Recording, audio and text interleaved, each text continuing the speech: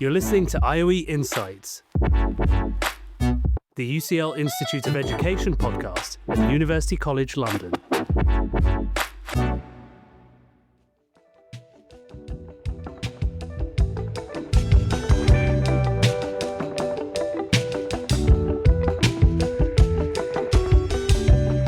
This is Academia SR,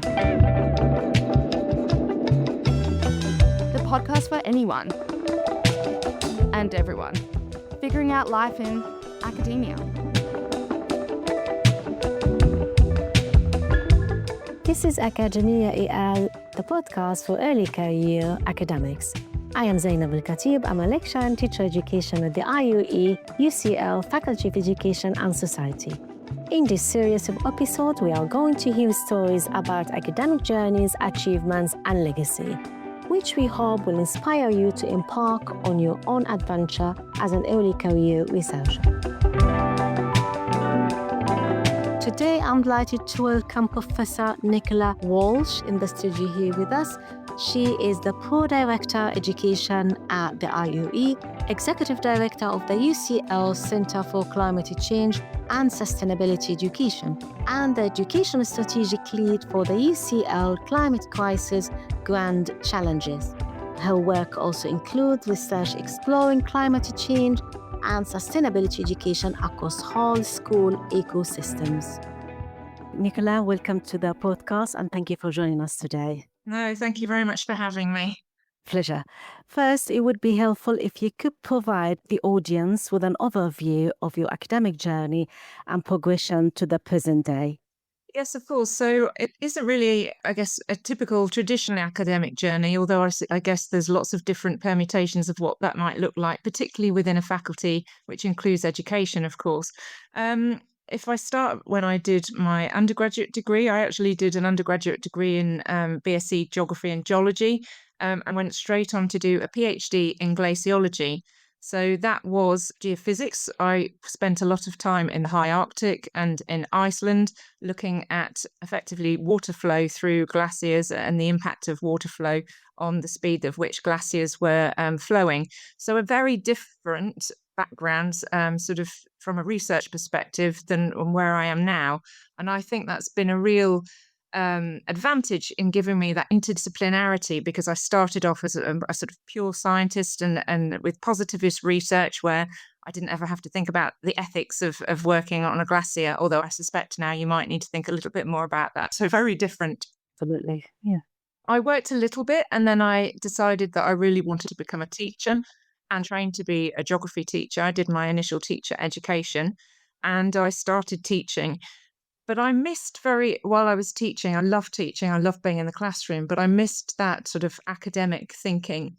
And also was really interested in how the children and young people were learning in my classroom. I was a secondary geography teacher. So I then decided to do a master's in education alongside, it was part-time, so I did that alongside my practice. And when I was doing my master's, I sort of took the traditional route. I was doing that at Cambridge and I started to explore, particularly focus on young people's understandings of sustainability and environmental and sustainability education, particularly within my practice at first. So I was researching around my practice and I really enjoyed that. And an opportunity came up to work part-time at the University of Cambridge on the PGCE course, so supporting student teachers from the university side whilst carrying on teaching. So that was the first thing that moved me into sort of university. So for a while I worked partly in school still as a practitioner and then partly at university.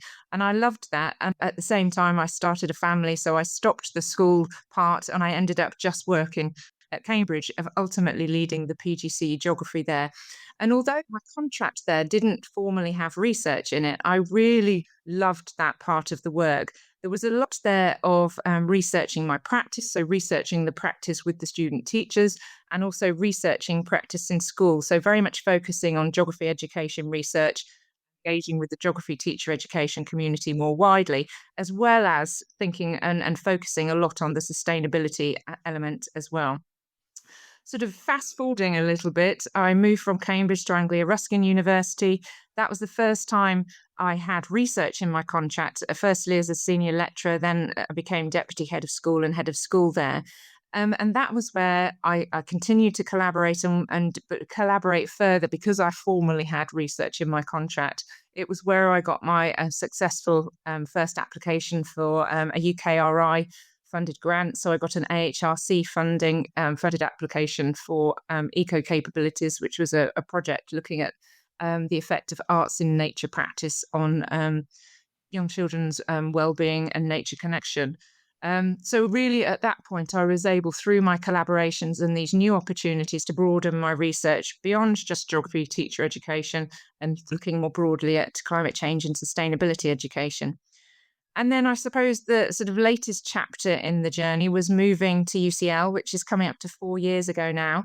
And I was lucky enough to come here as a professor of education, as the head of Department of Curriculum, Pedagogy and Assessment at the time, and where I was lucky enough with Alison Kitson to start the Centre for Climate Change and Sustainability Education, where I still work alongside, as you said, my pro-director or vice dean education role for the IOE. So sort of a meandering journey of sort of focusing on practice and developing my expertise and my interests from very specifically geography and more broadly to sustainability and climate change education, but always with a focus on schools, learning, teacher professional development, and really improving the quality of our education for all children and young people within England, but also more broadly.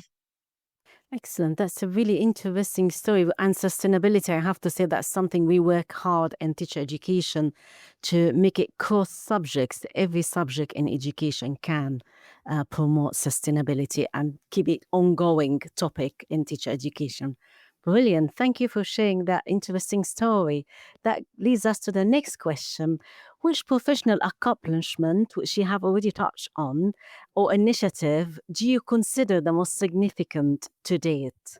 Yeah, thank you. I think it's really difficult to pick one, and Of course.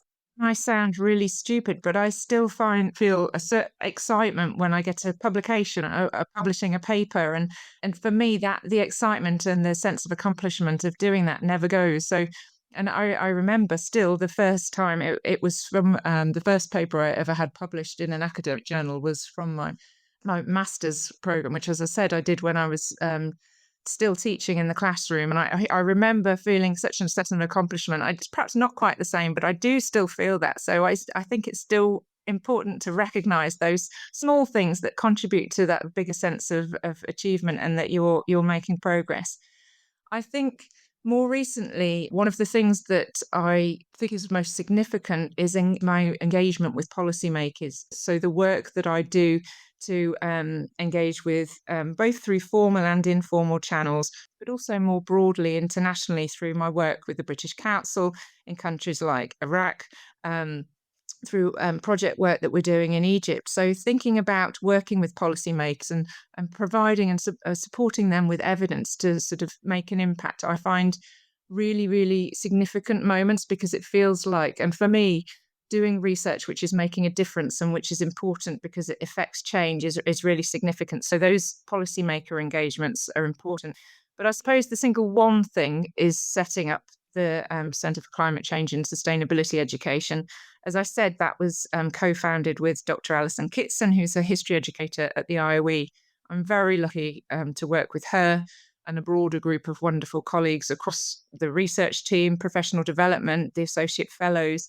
And I feel that sort of the sense of accomplishment that we collectively have through the work that we're doing, but also the support and the collective passion that we have for the work that we're doing is significant. And we're slowly making a difference. We have a long way to go, and it's not always easy, but through that partnership work, we're starting to see a difference. And I think that's probably the thing that I would point to as my single biggest accomplishment, but it's very much a shared accomplishment, not just my own.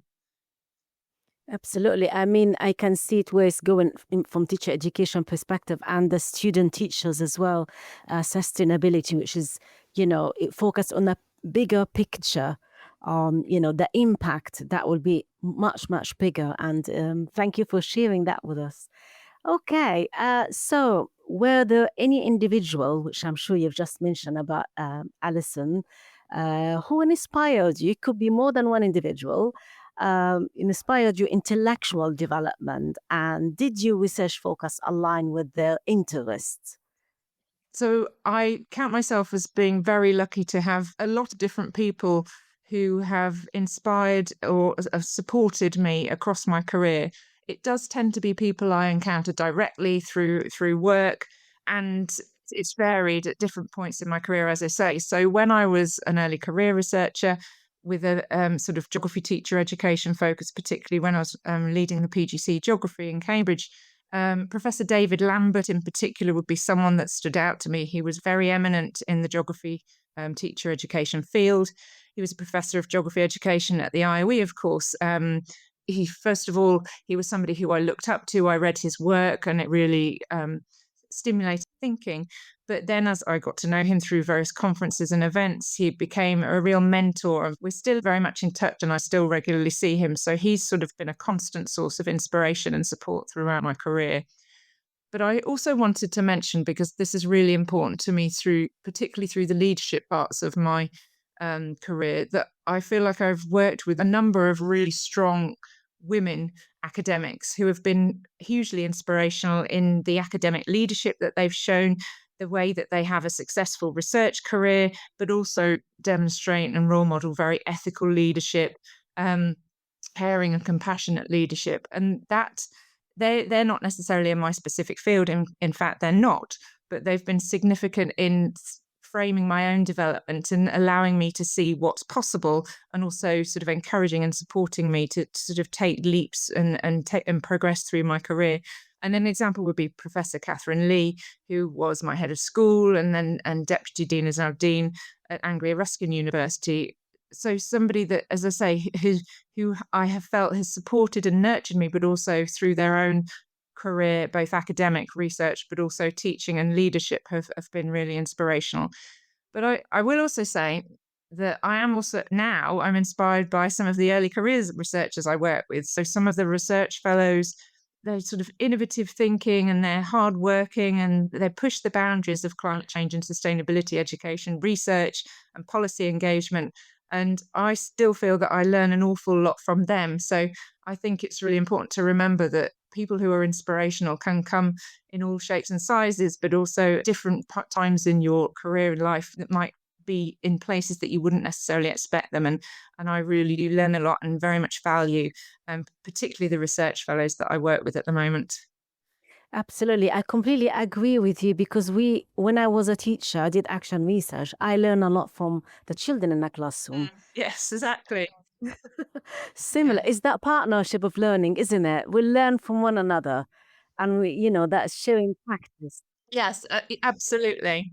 And I Yeah. could absolutely have mentioned all of the children and young people that we've worked Yeah. with through our research as well. I think that's a really important point. Thank you. No problem. And same thing applies for that my student I work with at the moment, the IOE, that's the stuff they come with is very inspirational.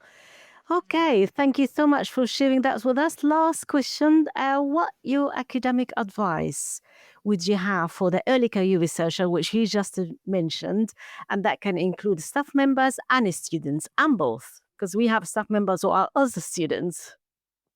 Yeah. No, absolutely. So I guess three things. One, the first would be do something you're passionate about. Now, I know that's really difficult because you don't always have a choice, and you may be starting off on a big research project, which is you don't have control necessarily about how it's shaped. Although I think the most positive relationship to have with these big projects are where you do have the ability to shape them to a certain extent anyway. But it's so important for me when things are difficult or when you're very busy or when you have a particular challenge, because of course academia is a journey of challenges, opportunities and highs that we've talked about in terms of accomplishments, but also days where it's more tricky. Absolutely. They're having that underlying passion and knowing that it's something you care deeply about, for me anyway, makes a big difference.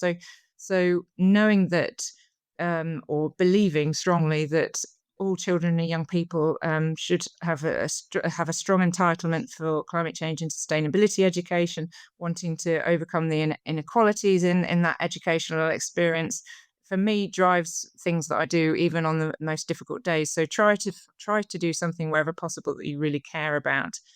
The second one would be developing collaborations and partnerships, because some academics I know like working individually, but if that's not me, I thrive working with teams, in collaborations, forming partnerships.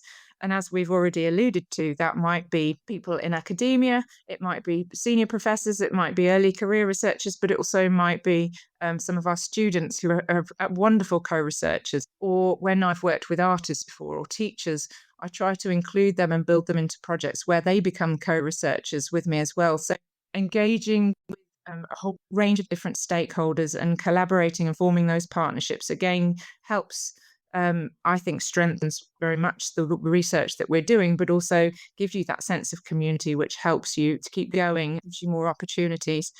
And then I suppose, perhaps it sounds a little twee, but the third thing is, on those difficult days, keep going and know that the work that you are doing is important, because it is. And you are very much valued. And on those difficult days, try to remember that, but also look after yourself. So you need to prioritize your own personal well-being, use those communities, those collaborations, use passion, but also take time for yourself as well, because unless you are well, you can't achieve anything for those broader projects that you're involved with. Completely understand, and I agree with you. Is that sharing practice and community of practice, but nevertheless, don't forget your own well-being. Many thanks for you joining us today. Really appreciate it. It has been very interesting and very informative. No problem at all. Thank you for having me. You're very welcome. It's a pleasure. Please follow the link in the show notes to find out more about Professor Nicola Walshe's work, as well as discovering more podcasts from the IOE. And if you like what you have heard, please give the IOE podcast a 5-star rating on Apple or Spotify. This will help us to reach more listeners who may also enjoy the podcast. I'm Zeinab. Thank you for listening. Have a good day.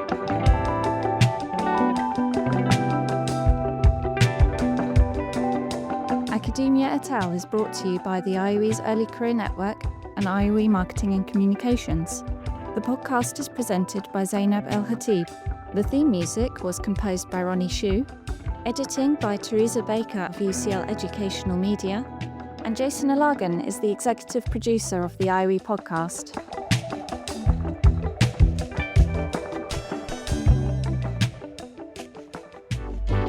Thanks for listening. Search IOE Insights for more podcasts from the IOE.